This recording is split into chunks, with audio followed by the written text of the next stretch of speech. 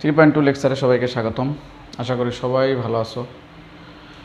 তো আমরা দেখো একটা অঙ্ক তুলেছি 8 নাম্বার 8-এর 1। ABCD বর্গক্ষেত্রে তিনটি শীর্ষবিন্দু দেওয়া আছে, A 8 8, B 9 - 5 এবং C -4 - 6। তিনটা শীর্ষবিন্দুর স্থানাঙ্ক দেওয়া আছে এবং বলে দেওয়া আছে একটা A, একটা B, একটা C। চতুর্থ শীর্ষবিন্দু D এর স্থানাঙ্ক নির্ণয় করতে হবে এবং বর্গক্ষেত্রের ক্ষেত্রফল নির্ণয় করবে। তো বর্গক্ষেত্রের ক্ষেত্রফল নির্ণয় করতে চাইলে খুব সহজেই এ বি যে কোনো একটা বাহুর দৈর্ঘ্য হলেই তাকে বর্গ করলেই কিন্তু আমরা ক্ষেত্রফল বের করতে পারবো। আসল যে বিষয়টা সেটা হচ্ছে ডি এর স্থানাঙ্ক নির্ণয়। তো আমরা দেখি, শুরু করি।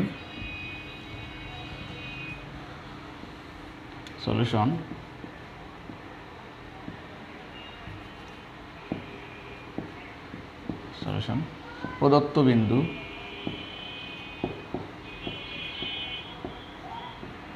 বিন্দু ত্রয়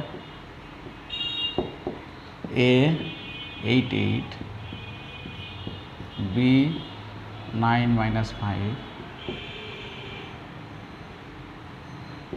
C হচ্ছে -4 - 6। দেখো ধরি ডি এক্স ওয়াই, তাহলে এক্স এবং ওয়াইয়ের মান যদি নির্ণয় করতে পারি, খেয়াল করো, এক্স এবং ওয়াইয়ের মান নির্ণয় করতে পারলে ডি বিন্দুর স্থানাঙ্ক হয়ে যাবে। তো ABCD যে বর্গক্ষেত্র, সেই বর্গক্ষেত্র আসলে হয় কিনা আমরা একটু ডান পাশে চিত্রে দেখে আসি যে কেমন বর্গক্ষেত্র হয়, তাহলে একটু সুবিধা হবে। আর এগুলো গ্রাফে এঁকে করাটা উত্তম। এ বিন্দু হচ্ছে 8 8, এটা 8 ধরলাম, ধরো 8 8, ধরো এটা হলো 8 8, আমরা গেস করলাম। 9 - 5, তো এটা 8 হলে 9, এখানে -5, মোটামুটি এই জায়গায়। বি হচ্ছে 9 - 5, আর সি হচ্ছে -4 - 6, -4 মোটামুটি এখানে, আর -6 ধরলাম এখানে।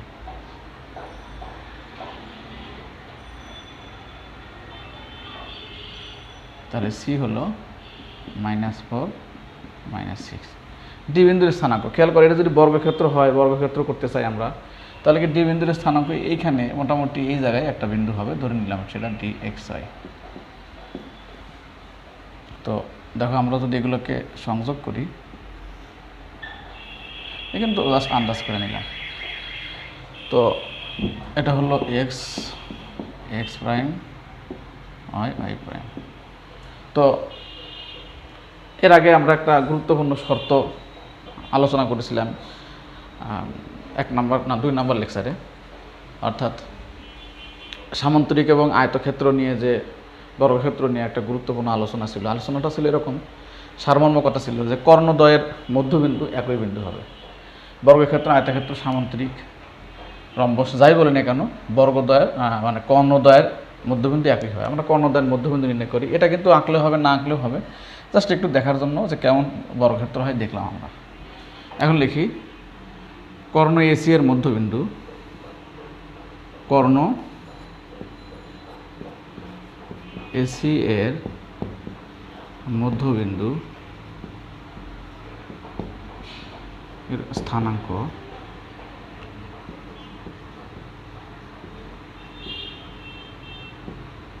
কি হবে? এ এবং সি এই দুইটার গড় করতে হবে। 8 - 4 / 2, এই যে এ এবং সি এর মধ্যে, আবার 8 - 6 / 2। তো এটা 8 - 4 4/2, 2 হয় একবারে, আর 8 - 6 2 হয়, 1 হয়। তাহলে মধ্যবিন্দুর স্থানাঙ্ক হলো 2 1। তো মধ্যবিন্দু যদি আমরা এখানে দেখাই দিই, তো আরও ভালো। কর্ণ আঁকলাম এই যে, এবং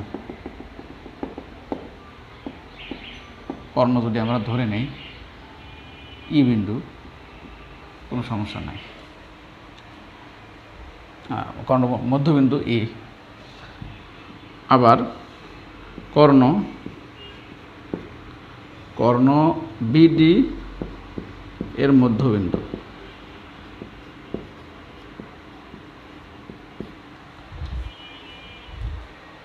তো কর্ণ বিডি এর মধ্যবিন্দু নির্ণয় করব একইভাবে। আমরা বি আর ডি রেখে গড় করব আমরা মধ্যবিন্দু। কিভাবে? দেখো, 9 + x ডিভাইডেড বাই 2 আর ওয়াই মাইনাস 5 ডিভাইডেড বাই 2। তো 2 নম্বর লেকচারে এটা নিয়ে আলোচনা করা হয়েছে এবং এই 3.2 এর সূত্রগুলোর প্রয়োগ নিয়ে বিস্তারিত আলোচনা করা হয়েছে। আর 1 নম্বর লেকচারে হলো দুইটা সূত্র, গুরুত্বপূর্ণ দুইটা সূত্র প্রমাণ দেখানো হয়েছে।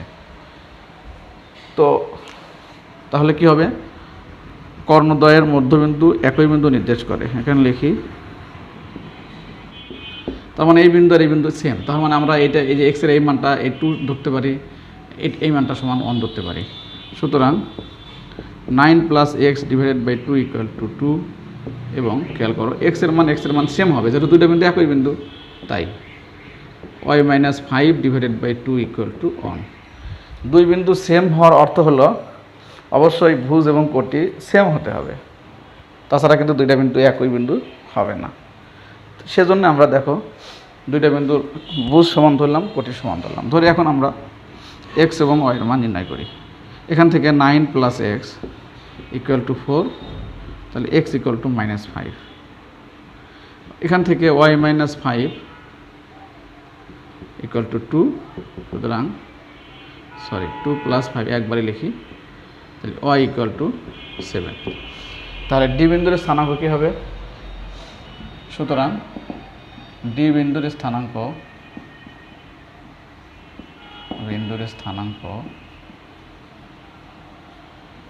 কত হবে? x এর মান হচ্ছে -5 এবং y এর মান হচ্ছে 7।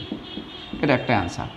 এখন বের করবো হলো এ বি সি বর্গক্ষেত্রের ক্ষেত্রফল। আমরা জানি বর্গক্ষেত্রের ক্ষেত্রফল সূত্র হলো বাহুর দৈর্ঘ্য স্কয়ার। বাহুর দৈর্ঘ্য যদি সবগুলো সমান, আমরা যে কোনো একটা বের করি এ বির দৈর্ঘ্য বের করি, তাহলে -1 হোল স্কয়ার, এখানে হোল স্কয়ার, তাহলে 1 + 169 / 170। সুতরাং এ বি সি ডি বর্গক্ষেত্রের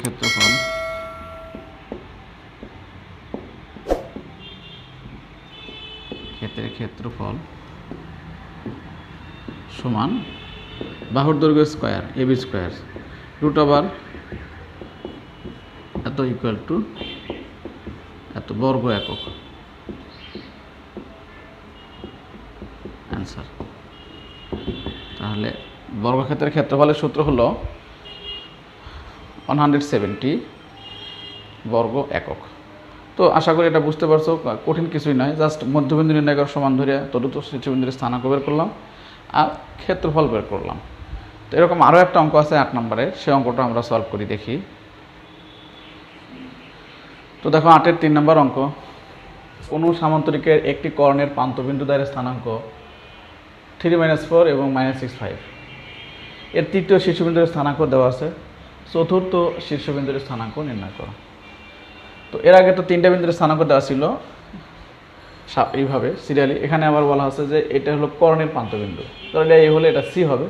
তৃতীয় শীর্ষবিন্দুর স্থানাঙ্ক দিলাম এটা বি, আর ডি এর স্থানাঙ্ক নির্ণয় করতে হবে। ধরি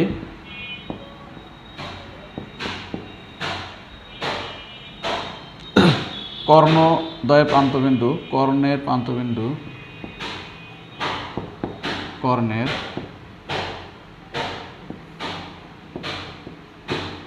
প্রান্তবিন্দু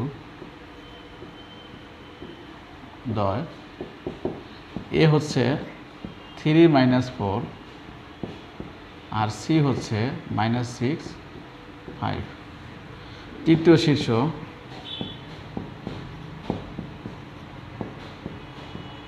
শীর্ষবিন্দু বি হলো -2, -1। ধরি চতুর্থ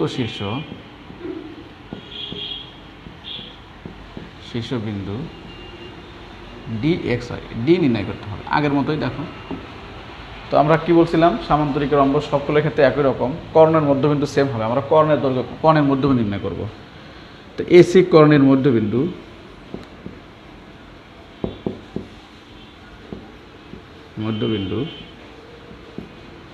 কত?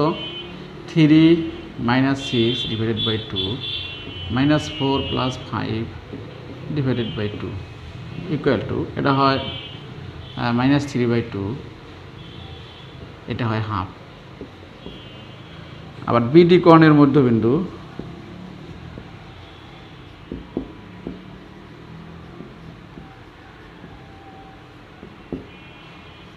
কীভাবে হবে, বি এবং ডি 2 দিয়ে ভাগ করবো এক্সের মান এবং ওয়াইয়ের মানের যোগফলের সাথে 2 -1 + y / 2।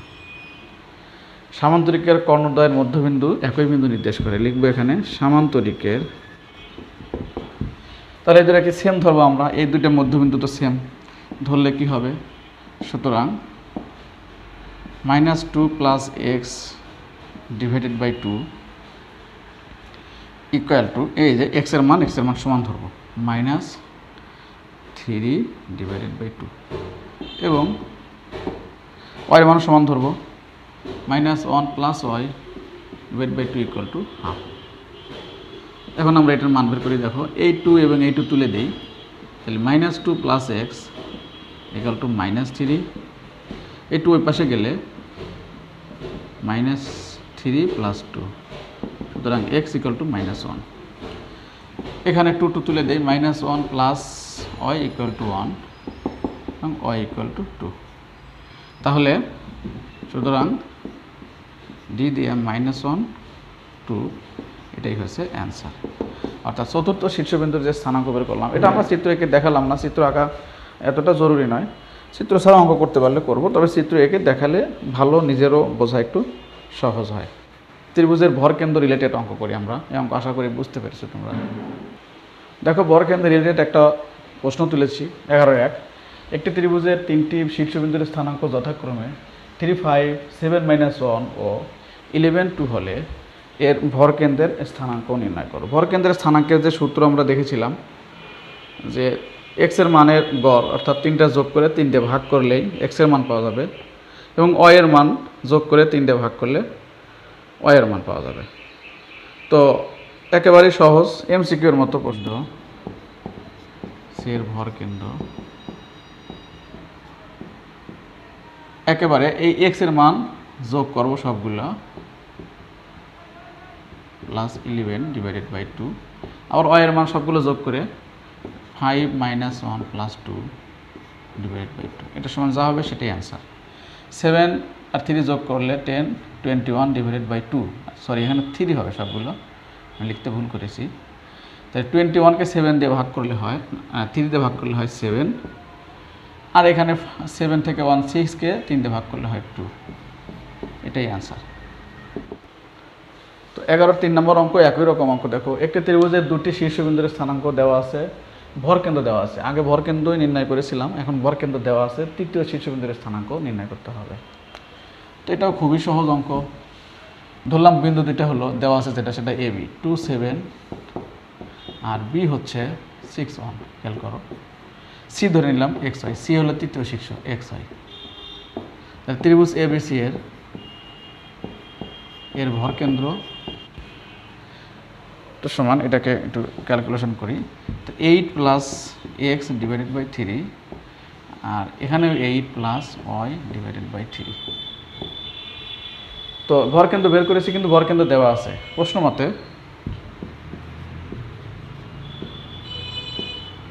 মতে এটা সমান, কিন্তু এটাই কিন্তু দেওয়া আছে, এটা সমান হবে 6 4। তার মানে কিন্তু এই এক্সের এই অংশটা হবে 6-এর সমান, এই অংশটা হবে y-এর সমান, 4-এর সমান। সুতরাং 8 + x / 3 = 6 এবং 8 + y / 3 = 4। তো আমরা এখান থেকে x এর মান বের করি। 8 + x, 3 ওই পাশে গুণ হলে হয় 18, তাহলে x = 18 - 8, সুতরাং x = 10। এখানে একই রকম y + 8 = 3 4 12, y = 12 - 8, সুতরাং y = 4। তাহলে আমরা তৃতীয় শীর্ষবিন্দুর স্থানাঙ্ক, সুতরাং তৃতীয় শীর্ষবিন্দুর স্থানাঙ্ক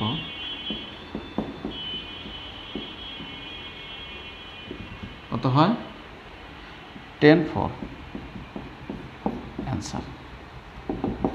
তো এটা খুবই সহজ, কোনো রকমের কঠিন অঙ্ক নয়।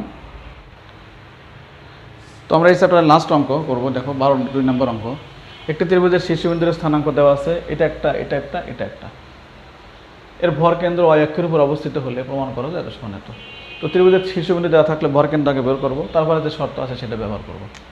দেখো আমরা যদি বিন্দু 3টি লিখি, বিন্দু 3টি, সুতরাং এ বি সি, ত্রিভুজ এ বি সি এর ভর কেন্দ্র, এগুলো এত কিছু না লিখলে সরাসরি লিখলেও হয়, ভর কেন্দ্র লিখলেও চলে। ভর কেন্দ্র কী হবে? এই তিনটার যোগফল a_t1 square, a_t2 square, a3 square divided by 3। এরপরে এইগুলো 2a_t1, 2a_t2, 2a_t3 divided by 3। এটা কিন্তু ভর কেন্দ্র জাস্ট আমরা যে শিখেছি যে তিনটা বিন্দু দেওয়া থাকলে ভর কেন্দ্র যোগ করে 3টে ভাগ। এখন একটা কথা দেখো, এর ভর কেন্দ্র y অক্ষের উপর অবস্থিত। y অক্ষের উপর অবস্থিত হওয়ার মানে কি? y অক্ষের উপরে কোনো বিন্দুর স্থানাঙ্ক কিন্তু x এর মান 0। তোমরা y অক্ষ যদি একে এরকম করে অক্ষরেখা আঁকো, একটু খেয়াল করো, এটা জাস্ট নর্মাল বেসিক, এটা নিয়ে তো ইয়া নাই। y অক্ষের উপরে যে কোনো একটা বিন্দু যদি ধরি আমরা, এই বিন্দু থেকে কোনো x এর মান আছে? কোনো দিকেই নাই। তো এই বিন্দুর স্থানাঙ্ক যদি আমি প্রকাশ করি, x এর মান প্রথমে 0 লিখতে হবে, 0 আর 1 2 3 4 ধরো 4, তাহলে এটা হবে 0 4। তো y অক্ষের উপরে যত বিন্দু আছে সবগুলো বিন্দুর ক্ষেত্রেই x এর মান হবে 0, আবার x অক্ষের উপরে যতগুলো বিন্দু আছে সবগুলোর ক্ষেত্রে y এর মান হবে 0। তাহলে আমরা বলতে পারি ভর কেন্দ্র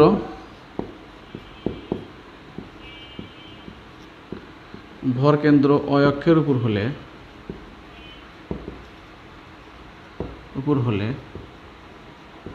এর কোটি না, এর ভুজ 0 হবে।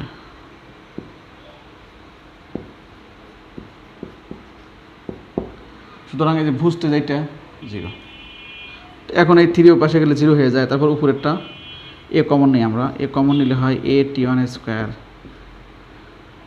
t2 square, t3 square equal to 0। এই পাশে নিয়ে ভাগ করলে কিন্তু 0 হয়। সুতরাং t1 square, t2 square, t3 square equal 0 প্রমাণিত। এরকম শর্ত অনেক রকম অঙ্কই আছে। এটা যদি x অক্ষের উপর বলতো যে x অক্ষের উপর অবস্থিত, তাহলে কিন্তু আমরা y এর মান 0 ধরতাম। এটা 0 ধরলে হতো t1 + t2 + t3 equal to 0, তখন এর স্কোয়ার থাকতো না। এটা আরেকটা অঙ্ক এই 12-এর।